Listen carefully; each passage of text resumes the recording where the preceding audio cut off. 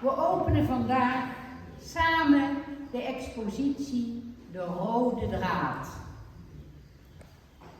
Dit is een tentoonstelling waarin kunst, verhalen en vele verbindingen samenkomen. Ik heb een mooie quote gevonden en dat ging toevallig over de rode draad. Daar wil ik mee starten. Kunst verbindt zoals een rode draad door ons leven loopt. Soms zichtbaar, soms verborgen, maar altijd aanwezig. Nou, de titel van die rode draad, die roept natuurlijk meteen al het beeld. En daarvoor wil ik ook de kunstenaars ontzettend veel complimenten maken. De manier hoe ze deze expositie hebben samengesteld. Welkom, kom er maar gezellig bij. Voor de 4 kunstenaars die hier vandaag exposeren, begon die draad bij ons kunstcollectief.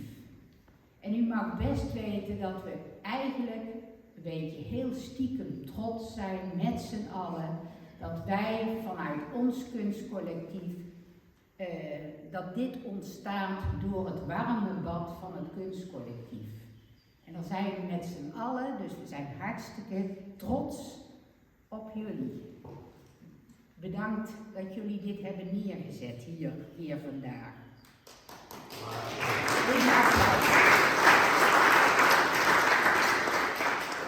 Ik zei net al, bij het kunstcollectief, daar vonden ze elkaar. En ze beïnvloeden elkaar en hun ideeën kwamen samen. En als je hier rondloopt, zie je toch duidelijk dat iedere kunstenaar zijn eigen stijl heeft en zijn eigen pad heeft gekozen. En dat is eigenlijk hetzelfde als in het leven.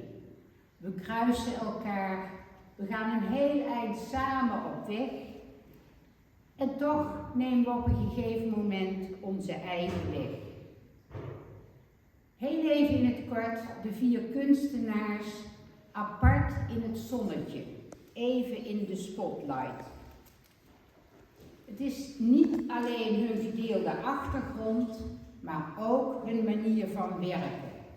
Laag over laag, techniek over techniek en ervaring over ervaring. Bijvoorbeeld Annette, ze staat daar achter de tafel. Die bouwt haar etsen op in lagen, diepdruk, waardoor ze steeds meer diepte en kleur krijgen. Sabrine, waar je ook de nodige werken van ziet, ondanks jouw vakantie moet ik zeggen dat je heel productief geweest bent, hè? Want ik dacht, die gaat lekker een aantal weken erop uit, maar het is niet te zien in wat er hier staat. Sabrine speelt met materialen en technieken waarbij ze experimenteert en bij haar staat verbinding centraal. Michel, daar, combineert beeld en geluid in zijn werk en die laat de verschillende kunstvormen samensmelten. Hier links van mij zie je zijn kunstwerk, wat hij speciaal voor de expositie De Rode Draad gemaakt heeft. Dat touw, dat is een soort golf door je leven. En mij trok vooral die rafelranden. Ja, dat raakt. Dan kom ik bij Birgit. Birgit verweeft haar edelsmeedkunst met hout, keramiek en leer. En ze haalt heel veel inspiratie uit de natuur. Hun werk laat dus zien hoe kunst, net als het leven, een opeenstapeling is van momenten, keuzes en ontmoetingen. En vandaar komen al die draden heel mooi samen in deze expositie. Ik wil het verder kort houden.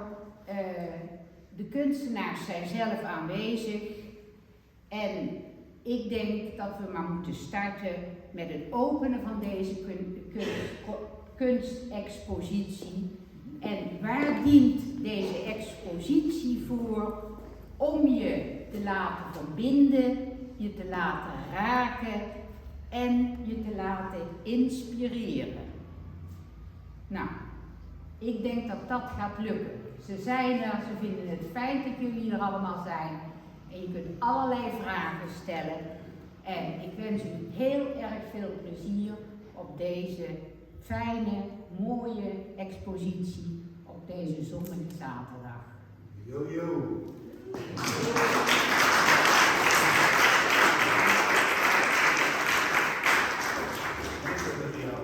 Nou, dan mag ik symbolisch de rode draad doorknippen. Daar gaat hij dan. Ik doe het een beetje scheef, want het leven is soms ook een beetje scheef.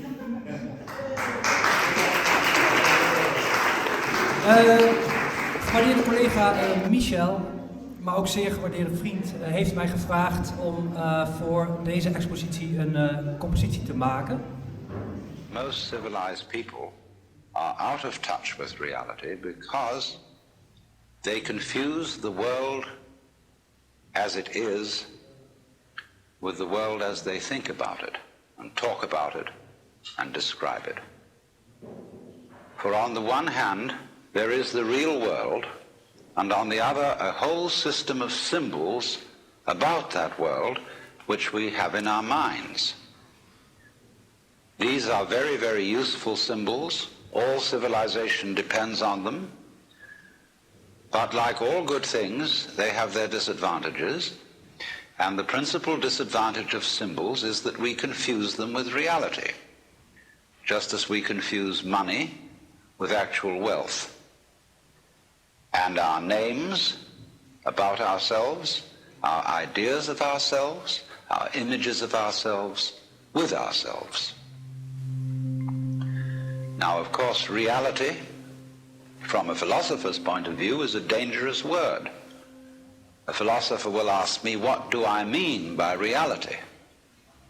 Am I talking about the physical world of nature?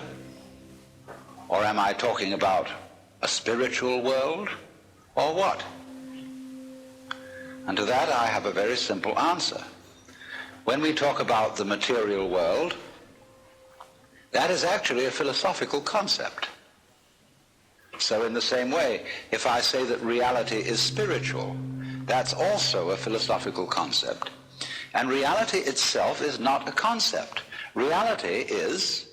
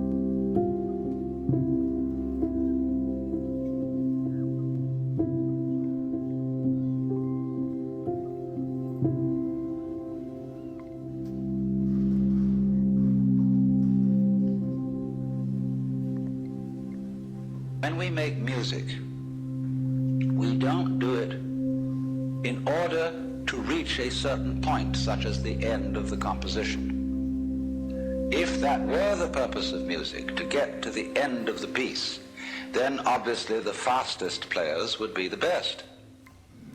And so likewise, when we are dancing, we are not aiming to arrive at a particular place on the floor, as we would be if we were taking a journey.